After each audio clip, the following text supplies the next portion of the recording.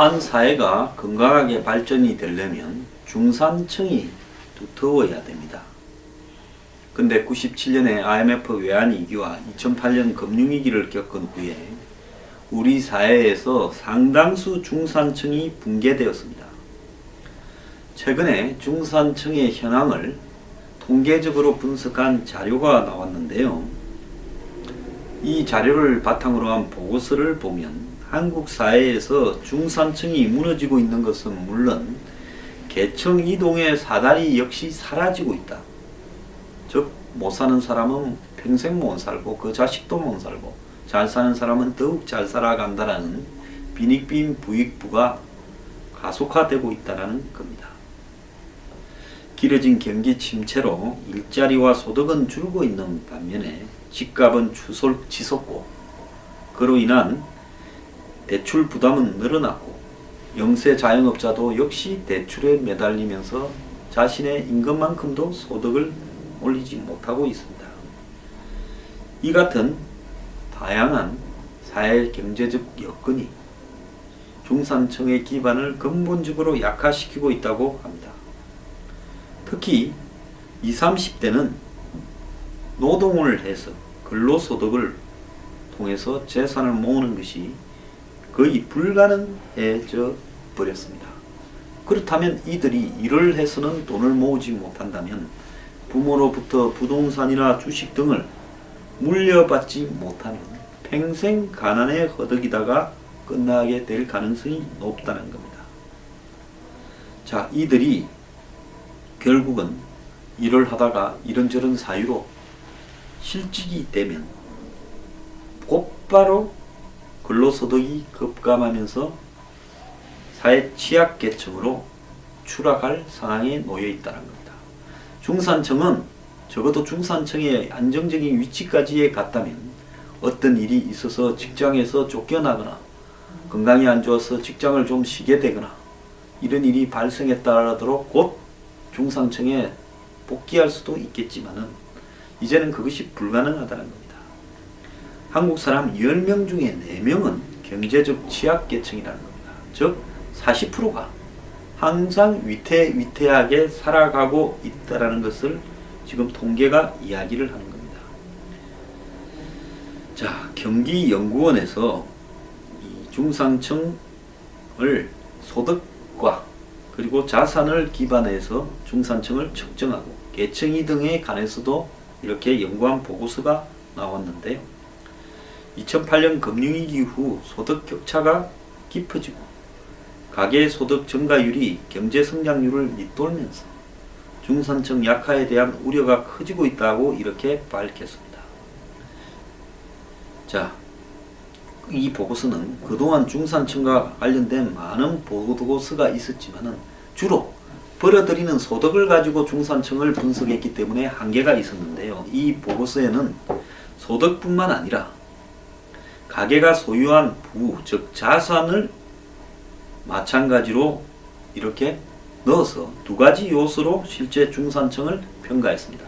그렇지 않고 지금 벌어들이는 돈만 가지고 중산층을 분류하면 실제 중산층을 과소평가하거나 과대평가할 수 있어서 중산층이라는 것은 월 얼마를 받는가 하는 월급뿐만 아니라 그 사람이 가지고 있는 이 자산도 같이 들어가야 된다라는 이 상당히 합리적인 내용을 포함시켰습니다. 자, 우리가 흔히 가처분 소득이 월급에서 세금이나 각종 사회보험료를 내고 남은 가처분 소득이 은행 이자 등도 포함되겠죠. 중위소득 가구에 50에서 150에 속하면 이 소득 중산층으로 이야기를 하고 총 자산에서 부채를 뺀 순자산, 한국 사람은 평균 2억 8천만 원이다 이야기를 합니다. 그런데 그 가치가 중위 자산 가구의 50에서 150이면 자산 중산층으로 분류가 됩니다. 분석 결과 2013년 기준 전국 가구의 소득 중위값은 2026만원, 즉 소득을 버는 사람을 밑에부터 위에까지 다 했을 때 연봉으로 2026만원이 중간에 있더라는 겁니다. 그리고 소득 중산층의 범위는 즉 중간쯤 되는 사람의 150%부터 50%, 위로는 150까지 3배가 중간쯤 되는 사람에, 그 중간쯤 되는 사람이 흔히 이 50과 150 사이니까 100이라고 보면, 그걸 이제 아래 위로 이렇게 50에서 150까지로 보면 1013만원, 그리고 3039만원이었는데, 자산 중위값은, 이건 소득이 앞에 그랬고요. 자산 중위값은 7546만원, 자산 중산층의 범위는 3773만원에서 1억 1319만원으로 나타났다고 합니다. 모든 자산을 연금화해서 거기서 나오는 이자를 가지고 소득으로 환산했을 때 소득자산 기준 중산층의 범위는 1236만원에서 연봉으로 3709만원까지에 해당이 된다고 합니다. 자, 이 기준으로 전국 가구 비율을 측정한 결과 중산층은 55.5%고 저소득층은 18.5%, 고소득층은 26%로 나왔습니다. 또 자산 중산층은 33.1, 하위층은 31.6, 상위층은 35.3으로 집계되어서 소득 대비 중산층 비율이 3분의 1밖에 안 된다. 현저하게 낮은 거죠. 그래서 소득과 자산 기준 계층을 상호 교차해서 분석한 결과 소득으로도 중산층이고 자산으로도 중산층인 교집합에 있는 사람은 20.4%에 불과했다는 겁니다. 자, 보고서는 전체 저소득 가구 18.5%와 소득은 중산층이지만은 자산은 하위층인 19.2%를 경제적 취약층으로 이렇게 분류했는데요. 18.5와 19.2를 이렇게 합치게 되면 이거는 서로 교집합이 아니죠.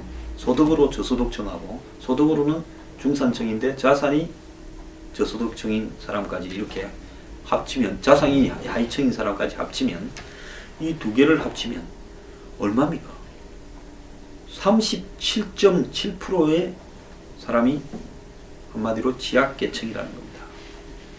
저소득층뿐만 아니라 자산이 없는 하위층도 갑작스럽게 소득원이 사라지게 되면 그 자산으로는 살아갈 수 없으니까 중산층 유지할 정도로 이렇게 자산을 빼서 살아가는 데 쓸 수가 없기 때문에 결국 생활 수준이 하위층으로 떨어진다는 겁니다. 즉 37.7%, 10명 중에 4명 가까운 사람들이 경제적으로 위태위태한 상황에서 살아가고 있다는 겁니다. 그래서 이런 경제적 취약계층의 축소를 위해 가구의 소득 개선뿐만 아니라 자산 개선을 위해서도 정부가 노력을 해야 되는데, 자, 뭐 이걸 위해서 정부가 이 자산 형성이 쉬운 어떤 저소득층을 상대로 한 통장을 지원, 즉 저축 지원, 저리고 뭐 이 모기지 지원, 이런 이야기를 하는데요. 또 더 나아가서 이 경제 활동에 참여할 수 있는 기회를 더 늘려줘야 된다, 이런 이야기를 하는데, 사실 이런 이야기들은 꿈만 같은 이야기고 현재 현실이 이렇게 심각하다라는 부분을 우리가 참고하는 요소로는 의미가 있을 것 같습니다. 그래도요, 한국인의 누리는 삶의 질이 해를 거듭할수록 낮아지고 있다. 삶의 질이 추락하는 것은 어디서 비롯되냐? 제가 맨날 하는 이야기입니다. 불평등, 불균형, 불공정한 요인들이 사회 곳곳에 쌓이면서 이런 현상이 나타나고 있다. 이런 내용이 지금 확인되고 있습니다. 세계 최장 시간의 노동에도 불구하고 대기업, 중소기업 간에, 또 정규직과 비정규직 간의 임금 격차는 갈수록 커지고 있습니다. 그리고 국제적으로 보면 한국의 노동 생산성은 거의 발바닥 수준에 지금 머물고 있습니다. 그리고 국가 경쟁력과 이미지도 추락하고 국제사회에서의 위상도 추락하고 있습니다. 앞으로 가도 시원찮은데 뒤로 후퇴를 모든 면에서 하고 있습니다. 그러니까 이 각종 사회환경과 경제 지표를 살펴보면 우리나라 국민들이 얼마나 고단하게 살아가는가 하는 것이 나오고 있습니다. 세계 경제 10대 대국 소득 수준으로 세계 42 정도로 살아간다라는 말이 꿈만 같은 이야기고, 실제로는 실질적인 삶의 수준은 그보다 훨씬 못할 거다 생각을 합니다. 지난해 한국인의 삶의 질은 47인데요. 제가 앞에 40이라 했는데 말하는 사이에 7계단 떨어졌습니다. 우리나라의 연구개발이나 과학기술 발전 정도는 세계 상위를 기록했지만은 사회, 노동, 삶의 질과 관련된 지표는 여전히 하위권이라고 봅니다. 이거는 한국무역협회 소속 국제무역연구원이 국내 현황 통계를 통해서 살펴본 2016 세계 속의 대한민국이라는 내용 중에서 한국인이 누리는 삶의 질 현주소라는 부분에서 나타나고 있습니다. 즉 좌파 우파도 아닌 사실상 정부 관변 단체에서 만드는 자료니까요. 믿어야 되겠지요. 앞에 자료도 마찬가지고요. 자, 보고서에 따르면 1점, 10점 이 척도로 구분한 한국인의 삶의 질 지수는 4.95, 즉 5도 안 된다는 겁니다. 그래서 이 작년에는 40이었는데 7계단이 더 떨어져서 47위가 됐습니다. 미국은 이게 8.26으로 18위, 일본은 8.11로 22, 그리고 중국이요 5.26으로 45인데 이것보다도 삶의 질이 더 낮다고 지금 우리나라 국민들은 평가하고 있고, 세계에서 삶의 질이 가장 높은 나라는 스위스로 9.83이라는 겁니다. 대한민국의 국제 주요 순위를 보면요, 지표별로 삶의 질 47위, 실업률은 14위. 이거는 좋은 게 아닙니다. 실업률이 높을수록 1위가 제일 안 좋은 거죠. 세계에서 14번째로 실업자가 많다는 이야기입니다. 출산율은 166위. 애는 진짜 안 놓습니다. 교역률은 6위. 자, 무역은 냅다 많이 하고 있습니다. 1인당 연간 노동시간은 3위. 이것도 좋은 거 아닙니다. 세계에서 3번째로 일 많이 하고 있다는 거죠. 저도 그 속에 속하는 사람일 겁니다. 저임금 비정규직 노동자죠. 자영업 비율은 이것도 좋은 게 아닙니다. 자영업이 높은 나라가 멕시코, 터키, 그리스, 한국 이런 나라입니다. 나라 꼬라지가 다 시원찮은 나라 되죠. 6입니다. 경제 성장률은 104위. 이거는 높아야 좋은데 어느새 경제 성장을 자랑하던 한국이 성장률이 104위, 무역 수지 4위. 무역하는 거, 교역하는 거 빼놓고는 자랑할 게 한 개도 없습니다. 2015년 기준 1인당 GDP는 27,195달러로 세계 32위입니다. 그런데 1인당 GDP 순위에 비해서 삶의 질은 47위로 한참 뒤떨어지는 이유는 저성장과 높은 노동 강도, 실업률이 영향을 줬다는 겁니다. 1인당 연간 노동시간이 2113시간, 세계 3위, 실업률은 3.6%로 14위, 경제성장률은 2.6%로 104위에 불과했습니다. 세제 최장의 노동을 함에도 불구하고 경기가 좀처럼 회복되지 않는 탓에 살기는 점점 고달파지고 있다는 겁니다. 일하지도 않고 일할 의지도 없는 청년 무직자를 뜻하는 니트족, 그러니까 고용되어지지도 않고 또 교육받지도 않는 not in employed, 그 다음에 not in educated, 이거 니트족이라 그러죠. 또 trained 이렇게 되겠죠.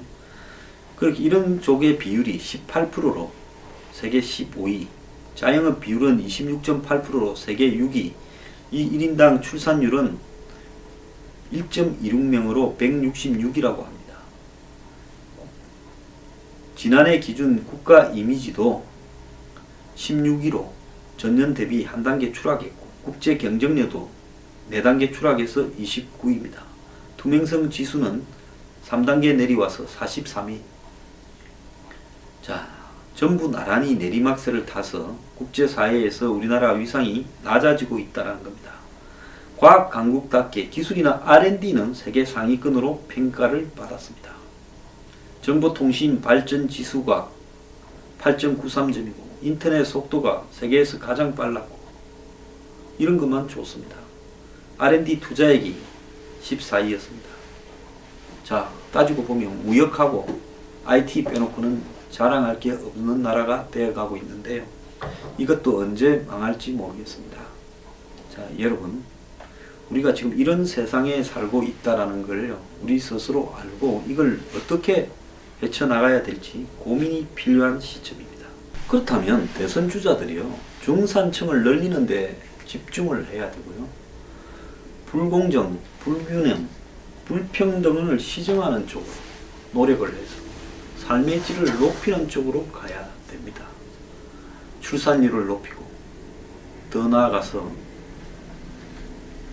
임금 격차를 줄이고 노동시간을 줄이면서 실업률을 낮추는 부분에 모든 노력을 집중해야 되는데요. 대선 주자들 중에 상당수는 아직도 쓰잘데없는 안보 문제를 가지고 점수를 따겠다고 희한한 소리를 하고 다닙니다. 해야 될 소리는 안 하고 하지 말아야 될 소리를 먼저 하는 이 나라. 이런 인간들을 대통령 후보라고 뽑아주겠습니까? 대통령 시켜서 어쩌려고 그러십니까?